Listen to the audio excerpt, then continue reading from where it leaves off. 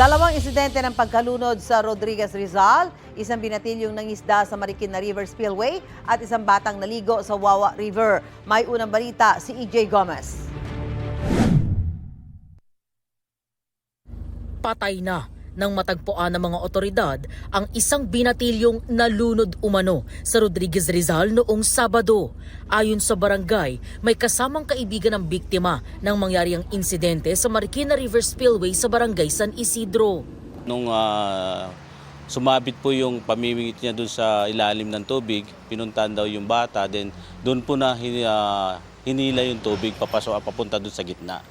So yun po yung nagiging dahilan, nalunod po yung bata. Tumakbo yung kasama niya para sa ganun ay puntahan niya daw yung kamag-anak yung nalunod. Ilang tanod daw ang nakasaksi sa insidente na agad nagsagawa ng search and rescue operation. Nag-umpisa kami ng 5:30. Tapos nung dumating po ng 9 o'clock sa gabi ay pinahinto na namin dahil nga po delikado na rin po para sa mga rescuer natin na lumangoy pa dun sa area dahil nga dun sa ilalim ay may mga batong malalaki. Itinuloy ang search and retrieval operation linggo ng umaga hanggang sa matagpuan ang bangkay ng biktima mahigit 24 oras mula nang siya ay malunod. Nakarating po kami hanggang San Mateo po.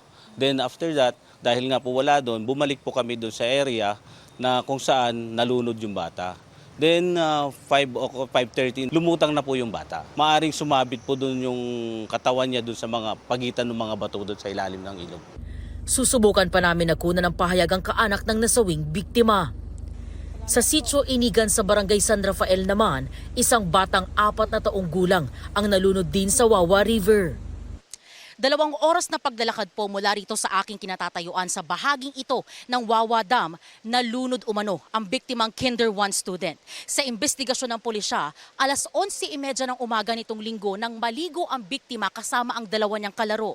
Isang saksi ang nagsabing pumunta pa raw sa kanilang bahay ang mga bata bago magtungo rito sa ilog. Ilang oras ang lumipas, 2 bata na lang daw ang bumalik.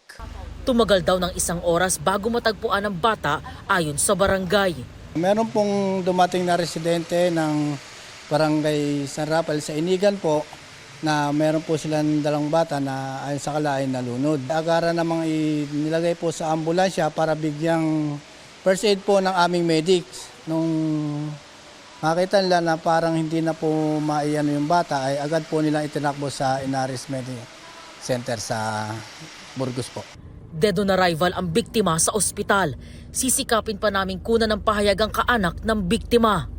Ito ang unang balita. EJ Gomez para sa GMA Integrated News. Gusto mo bang mauna sa mga balita? Mag-subscribe na sa GMA Integrated News sa YouTube at tumutok sa unang balita.